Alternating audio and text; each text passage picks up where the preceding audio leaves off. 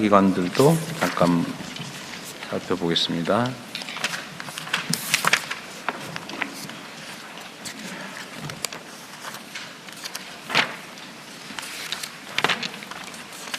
기술보증기금은 어디 계세요? 기술보증기금은 지금 연간 보증 총액이 얼마쯤 됩니까? 대략 6조 원 규모로. 6조 원? 예, 그렇습니다. 뭐 연평균은 계속 얼마 정도예요? 예, 연평균 6조 원? 그렇습니다. 연평균 최근에 6조 원으로 증가되어 있습니다. 그 시스템은 어떻게 되는 거예요? 뭐 기술 관련 기업들을 보증해 주는 거예요? 그렇습니다.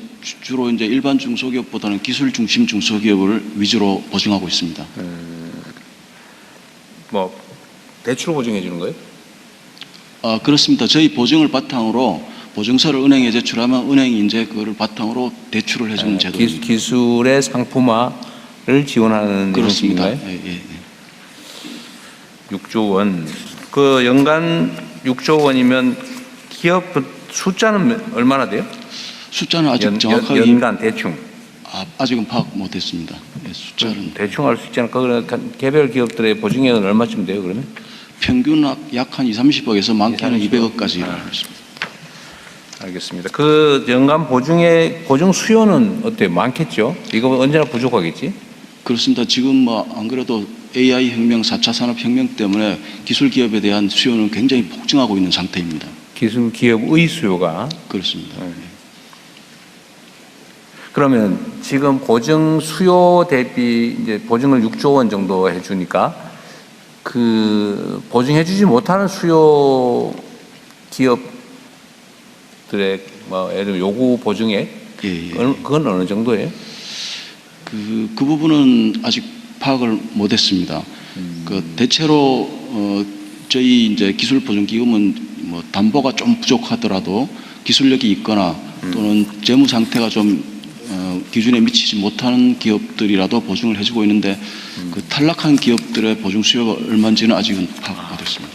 네, 많기는 많은 거죠. 그렇습니다. 네. 그러면 그거를 추가로 보증을 해주려면 어떤 조치가 필요합니까?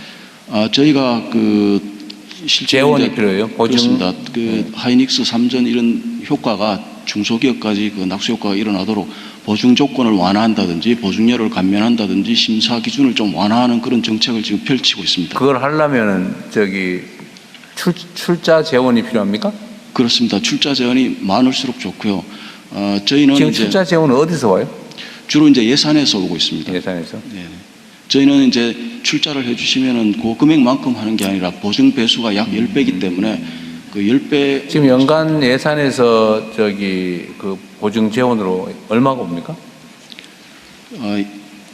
예산은 그 기금 예산은 한 3조 9천억 정도로 알고 있습니다. 아니 그렇게 많이 갈 리는 없고. 중기부 장관 직무대행입니다. 보통 이제 사고율이라든지 이런 걸 감안해서 기금을 이제 보전해주는 형태로 운영하고 있기 때문에 아니면 이제 특약 보증 등 통해서 특정 목적을 정해서 이제 그 예산을 추가로 지원해드리기도 하기 위한 정부의 출연 예산이 얼마 정도예요, 그러니까? 해마다 조금씩 다르지만 말씀하신 대로 몇 천억 수준으로 지원하고 있습니다. 예. 매년 이렇게 정부 예산의 형편에 따라서 몇 천억씩 하고요. 5천억 정도로. 예, 추경을 하게 되면은 그때 또 이렇게 추가로 하는 경우가 많습니다. 지금 기업들에게 하는 예를 들면 보증이 신용 보증도 있고, 그죠? 기술 보증이 있고, 이 두 개가 대표적인 것 같은데, 그거 말고 또 뭐 있어요? 지역 신용 보증이라고 소상공인 대상으로 하고 있습니다. 보증 기금 그 두 가지밖에 없어요. 신용 보증, 신용 보증 기금, 기술 보증 기금, 지역 신용 보증 기금 세 가지 보증이 있습니다. 보증 수요는 많고, 근데 이게 지금 선순환이 안 되고, 예를 들면 보증 사고가 나면 이제 대신 물어줘야 되고, 뭐 구상은 거의 불가능할 테고 사실은. 구상이 일부 되긴 하지만 이제 사고가 나면 손실로 이어진 경우가 많다고. 네, 그렇습니다. 그러면 그걸 다시 채워 넣기가 어려우니까 출연을 계속해야 되는 상황이군요. 그러니까 신규 사업을 위해서 출연하는 경우도 있고 대통령 이제 사고율을 보전하기 위한 출연이 있고 두 가지 출연이 있습니다. 알겠습니다. 소상공인 시장진흥공단. 예, 알겠습니다. 여기는 주된 사업이 지원 사업이겠죠? 예, 그 사업 보조 사업이 있고요. 그다음에 융자 사업이 있습니다. 융자 사업. 예, 융자 사업은 연간 규모가 얼마나 됩니까? 융자 사업은 보통 3조 6천억 정도 됩니다. 3조. 이용자 숫자는 이용자 숫자는 거의 숫자는 제가 잠깐만요.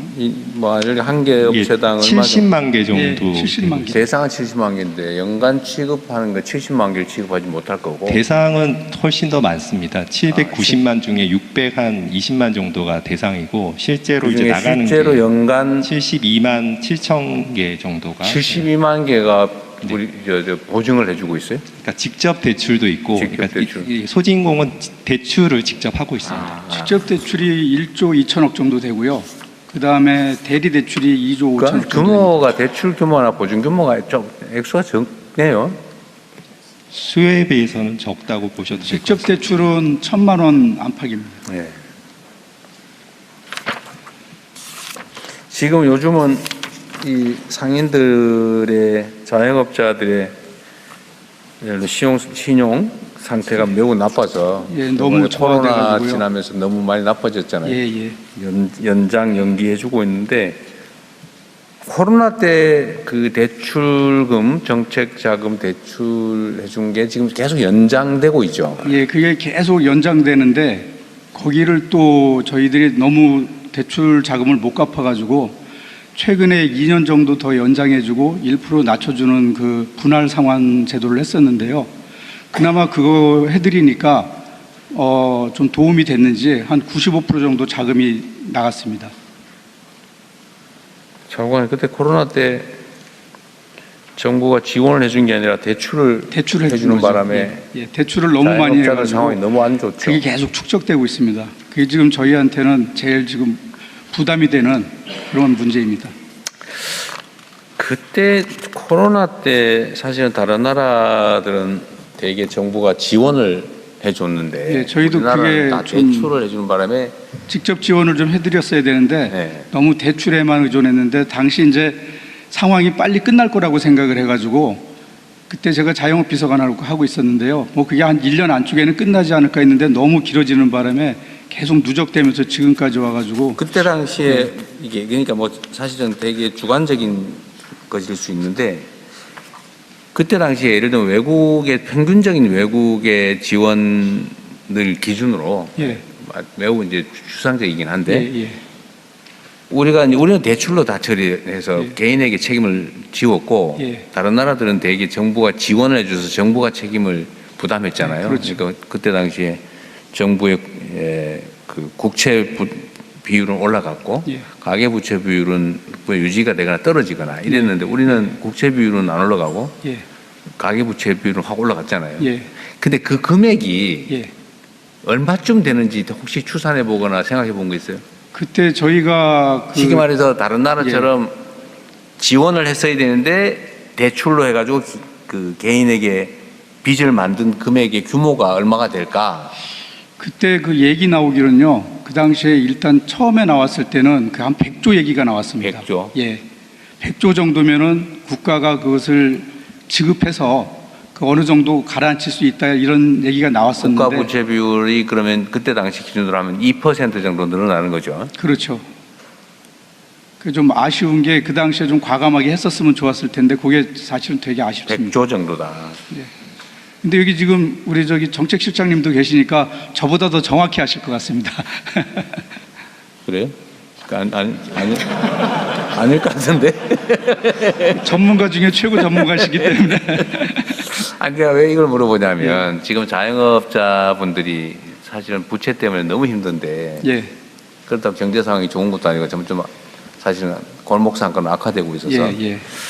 그 부채를 그냥 계속 개인의 책임으로 남겨놔야 되느냐. 그 문제에 대해서 지금 그 부채를 상각하는 그 이제 기구가 있습니다 지금. 근데 거기서도 좀 하느라고 하는데 그거를 지금 또 중단하려고 하는 쪽이 있습니다. 연체 채무 조정하는 거? 예. 감액해주거나 예. 면제해주거나 하는 거? 삼각하거나 이거를. 근데 이걸 만들어놨는데 지금 제 입장에서는 이거를 중단하면 안 된다.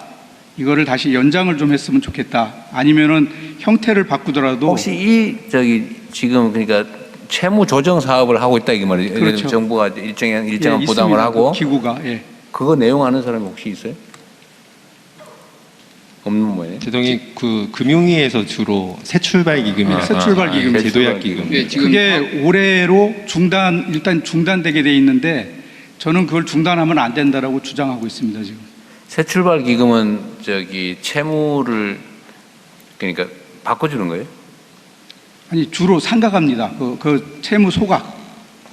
소각을 해요. 예, 소각을 주로 많이 합니다. 일부 소각을 해요. 전부 소각을 해요. 대부분 그쪽으로 들어가면은 소각이 됩니다. 거의 예. 전액 소각, 원리금 예. 전액 소각을 해준다고. 근데 이제 기준은 있습니다. 봐가지고 뭐 재산 상태가 많은데도 채무가 계속 안 갖고 있다거나 이런 건 빼고 근데 그거를 지금 중단할 일은 아닌 것 같긴 한데. 그 안 된다고 저는 생각을 하죠. 특별한 뭐 중단할 계획도 좀 약간 착오가 있는 것 같고요. 그 새출발 기금 같은 경우가 지금 7년 이상 연체된 채무 중에서 일정 규모 이하 이렇게 돼 있어서 5천만 원 이하 그때 그건가요? 근데 7년 이하라고 하면 지금 그 코로나 기간 아직 7년이 경과되지 않았습니다. 해당이 안 됩니다. 그 이전 거. 예, 그래서 이번에 이제 내년 예산에 어제 잠깐 말씀드린 이 부분을 해결할 수 있는 방안을 저희 강구 중에 있습니다. 네. 하여튼 코로나 때 중소상공인 소상공인 자영업자들한테 예, 원래 정부가 해야 될 일을 떠넘긴 측면이 있어서 예. 이건 일정 정도는 우리 정부 차원에서 과감하게 해야 될 것 같아요. 대통령님께서 좀 과감하게 이 부분을 좀 봐주셨으면 좋겠습니다. 내가 한다고 마음대로 되는 건 아니에요. 그래도 봐주셔야 됩니다. 너무 이게 왜냐하면 지금 실장님 말씀으로는 이제 7년 기간이라고는 하는데 문제는 그 7년간으로 이게 끝나지는 게 아니라 계속 누적이 되고 어려움이 계속 정립이 됐기 때문에 그 기간만 따져서는 좀 안 된다 이런 판단입니다. 그러게 말입니다. 예. 네, 알겠습니다. 한국벤처투자